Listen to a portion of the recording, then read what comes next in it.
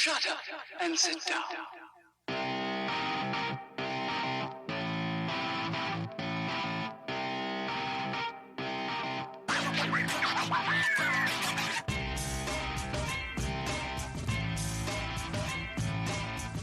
Welcome to the Bricks King podcast, where I'm going to bend your ear about Lego, review those amazing bricks of plastic, and discuss what is new and up and coming around the Lego world. I'm your minifig host, Matt. Let's vote on it. Welcome in, everybody. How are we doing today? We got another Brick World Chicago interview. This time, I finally tracked down my mythical unicorn, who's actually not mythical, albeit I waited since last year in Chicago. The timing wasn't right. We could never reach each other. And today I finally have a chance to share with you my interview with Paul Hetherington. Paul is an incredible artist, as you will hear. And my goodness, I hope you love this one because, again, it's been over a year in the waiting. Man. So here is the unicorn. All right, guys. Last interview for today for Brick World Chicago 2023 on the Saturday day.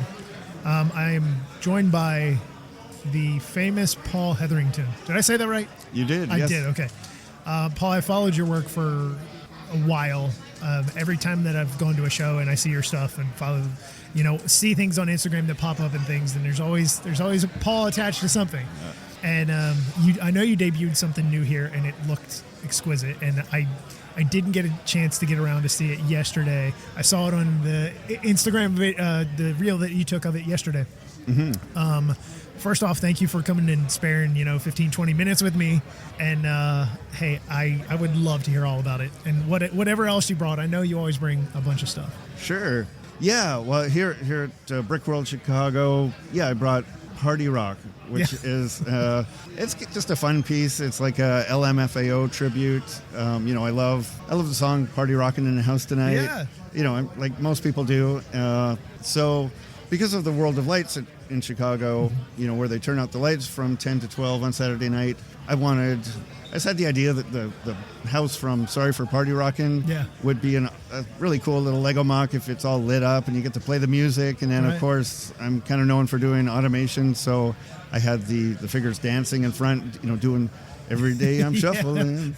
And I put some they look like subwoofers in the bass, and they're vibrating, so the mock looks really loud. It looks louder than it actually is. It's incredible. I know you love the song and stuff, but where did the inspiration be like, I'm really going to take this and pump it up to a whole different level? Like, did you just think, I'm a fan of the song, I'm just going to figure out how to do it? Or just, how did that come about? Just, late night YouTube watching videos and I just stumbled upon, LMFAO again and it kind of reminded me how much fun it is, like it kind of has the same vibe as, I grew up in the 80s, so it has the same vibe as maybe Van Halen or some of, all that sort of party rock, the heavy metal kind of from the 80s. So, when you see a video, all it takes really is an idea. I don't really have one single thing I build, so I always draw my inspiration and ideas from multiple, whether it's music or comic books or just a crazy idea that pops into my head. So, that one was just, saw the video and instantly like a mock popped into my head. So that's pretty much how it happened. It's just that quick. Yeah, it is. And my thought was, okay, if I was going to do a mock, this idea is perfect for World of Lights. Oh, okay. So you had that in mind as well. Like, okay, I really want to set the crowd on fire. This is how I can do it. Here's another facet to it to make it even better. Yeah, I just thought, how cool would it be to, like that house on that table at Brick World 2023 is the party house. Yeah. They're the neighbors you do not want. And people can come by and just kind of watch it, and it's kind of funny in Lego form. It is. It's not to call it comical in a bad sense, but it's like a very comical type Lego build piece. Like there's just a lot of fun behind it, and you can't sit there and have a sad face or be pissed off. You really feel the vibe. Yeah, there's a little bit of humor. I always Yeah. There's a guy with a crutch with a broken leg from the minifigure series, and he's just going around in a circle because he's only got one good leg. Sure, of course. So yeah. the other guys are busting out the moves, and he's just kind of literally doing a circle slowly. I saw you have, are they like mini horses or zebras, or you've got... Oh yeah, well the video has some blow up zebras. Okay, that's what it was. So okay. man, yeah, thank you for bringing that up. That was a key piece that Lego just recently made in the Friends line, and I had the idea over a year ago when the zebras did not exist. Okay. I think all there was a Duplo zebra. Yeah. So recently when I saw that the zebra had been made, that opened the door to this mock, and then the timing just happened to work out that I could come here. But I don't know. It's just one of the things I do. I've done so many other creations over the years. Yeah. My Encanto build recently has been really popular on Beyond the Brick. That was like the kind of a GIF, like a Lego GIF. Okay. Where it's an Encanto. It's basically a recreation of the Encanto poster of the Casa Madrigal. Okay. But if you've seen the movie, the house kind of comes. It's magical, and the doors and windows open, and the roof tiles kind of ripple. So I built all that into it with. It's got about 7 moving features. Okay. And that's kind of my current style. Yeah. I have many styles, but the kind of poster background with automation and 3-dimensional stuff is what I've been doing lately. You just kind of found your way into that little niche. And just rolling with it. Yeah, it all started with back in 2015. I did a giant Batman creation called Gotham Theater Showdown. Okay. And it's 4 feet tall, and it's my own version. Like if I was alive back in the 1940s, okay, this is the Batman cover that I would have made for that time period. It's got an Art Deco theater. I also love architecture, so really that build was like, man, I really want to make an Art Deco theater, but I don't want to build the whole building, so if I do it as a poster, all I have to do is the facade. And then when you add the Batman, the licensed property into it, it just sort of increases its viewership. Yeah. So it was my way to kind of take architecture to the Batman masses. That's awesome. I love the ideas that you have. Just seeing, like I said, seeing them pop up, and then obviously you brought something wild, and I wouldn't say wild and crazy, but it's awesome. It works well. You have. What else do you have over there? Well, I have a Prince. That's what it was. Okay. Yeah, Prince. I have a Prince concert. That was a commission. So I do Lego for a living. I currently have the Bricktacular West Coast Modern Show, which is my architectural show in Vancouver, where I'm from, and that is recreations of local West Coast modern homes. But in addition to that, this was like the Prince one was a pandemic build, so a lady contacted me through the online, and I had previously done a Lady Gaga concert, and she's like, hey, I loved your Gaga, but could you do the same thing for Prince? Sure. And I'm a huge Prince fan. I have been since like the 80s. So there's a passion going with that. Big that time. Commission. I used to buy all the bootlegs. I've seen him twice. I did not have to do any research for this build because I am a super fan. I knew it all. And she said, okay, I want the Revolution period, so sort of Purple Rain, 1999. So she wanted those band members, and she wanted the 2 doves, Majesty and Divinity, because apparently Prince owned 2 doves. Okay. And so I incorporated those into the backdrop, and basically focused it on When Doves Cry, which was one of his big singles from 84, 83. And she was nice enough to let me make a copy, so it tours around with Brick Universe, where I display my stuff, and I brought it here because after this show, I'm so excited. Living in Vancouver, I never get to Minneapolis, and I'm going to Paisley Park next week, and I'm like, you can do a tour of it, which is Prince's studio for those that don't know, and so it's like going to Graceland for Elvis. Okay. It is the big deal of the big deals. Yeah. If you're a Prince fan, this is like ground zero. You can see where he recorded. It's his own studio that he made. He had stage rehearsal space in there. He used to throw parties, like legendary. If you could get invited to Paisley Park back in the day for, he'd play at like 4 a.m. or something, and just legendary stuff. Stuff that doesn't happen anymore. Yeah, you sadly. don't have these crazy, incredibly talented. I mean, you still have incredibly talented musicians, but it's a whole different thing.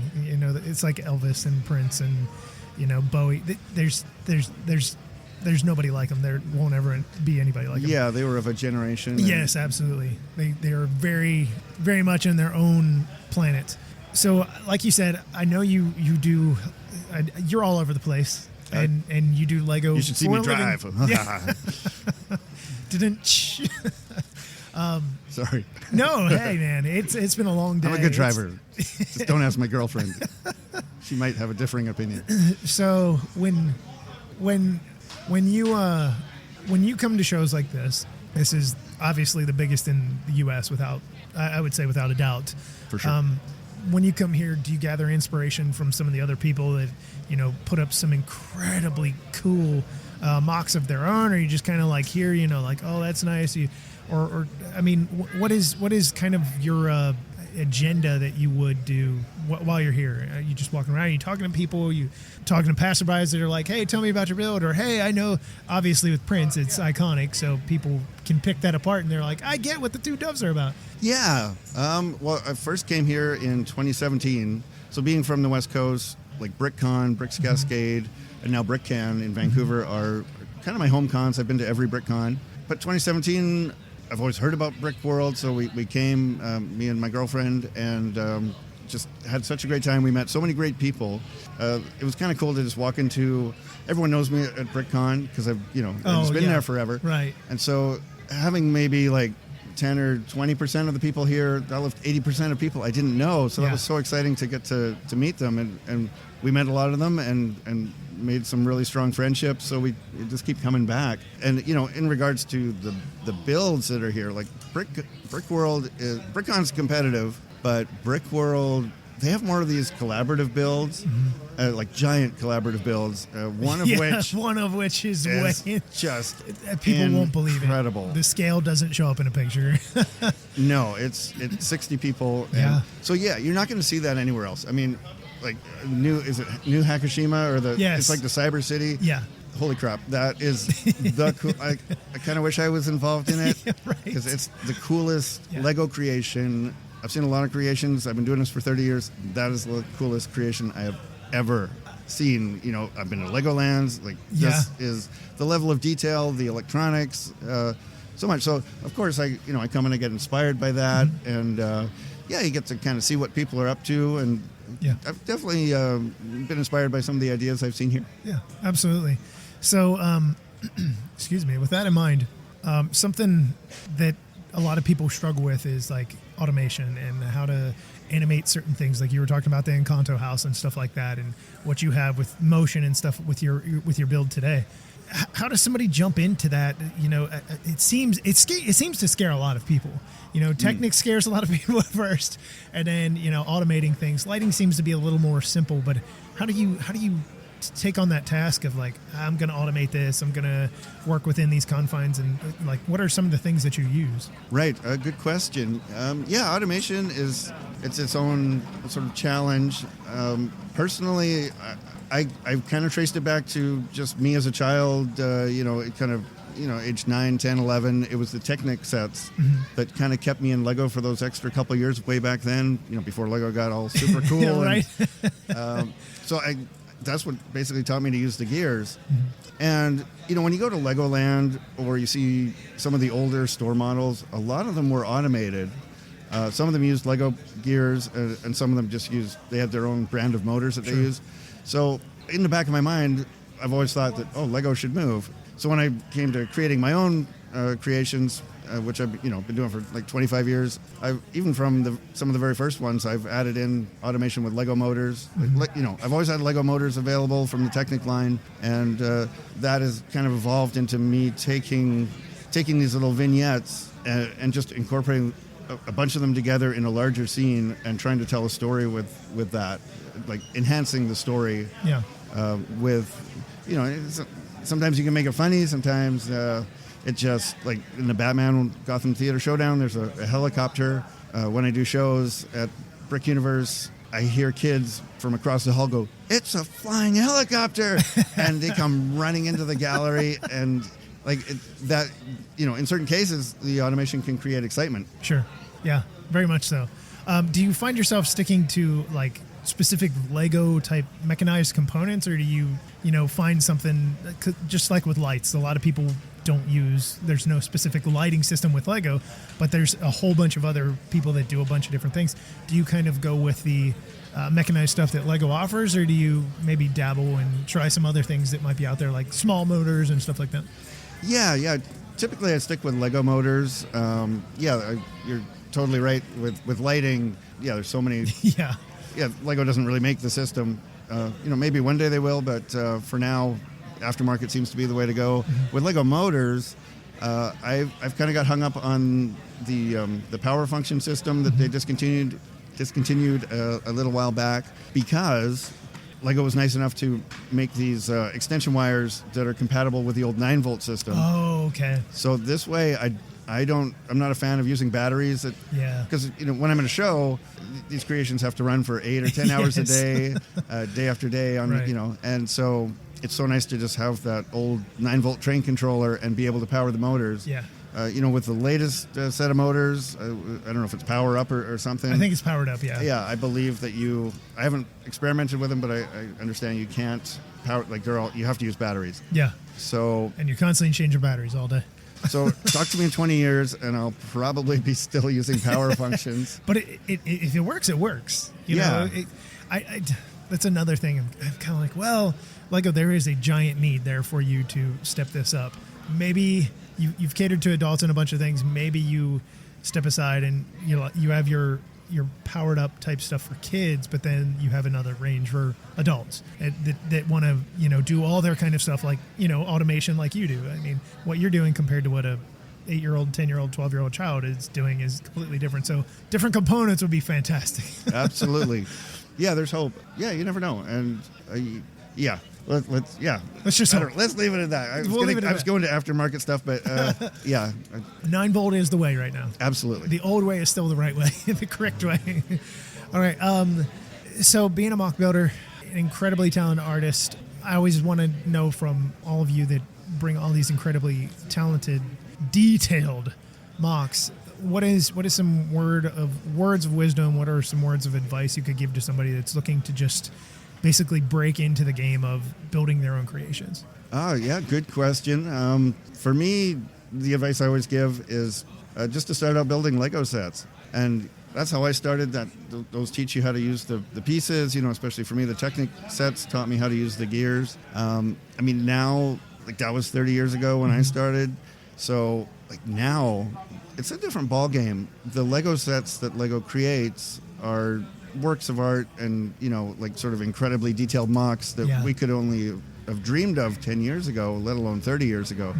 So, the starting point, there's so much information out there. Just buying a new, one of the more expensive Lego sets, or even Speed Champions are very, very detailed builds. So there's, the bar is so much higher now. So if you don't build with Lego, come and join the party. It is so much fun. It inspires your creativity. There's no rules. You build a set or go crazy and build a mock and build what you're passionate about. Follow your heart. That's the best advice I can give. Build what you're passionate about. I love it. I love hearing that. It resonates with so many different people. So I know you're on Instagram. I don't know if you're anywhere else. Where can people find you, follow what you're doing, building, creating, traveling to? Where can they follow you at? Oh, sure. Paul Hetherington Artist on Instagram. PaulHetheringtonArtist.com is my website. And I have a YouTube channel, which might be the original Brick Baron. Okay. It's been a while since I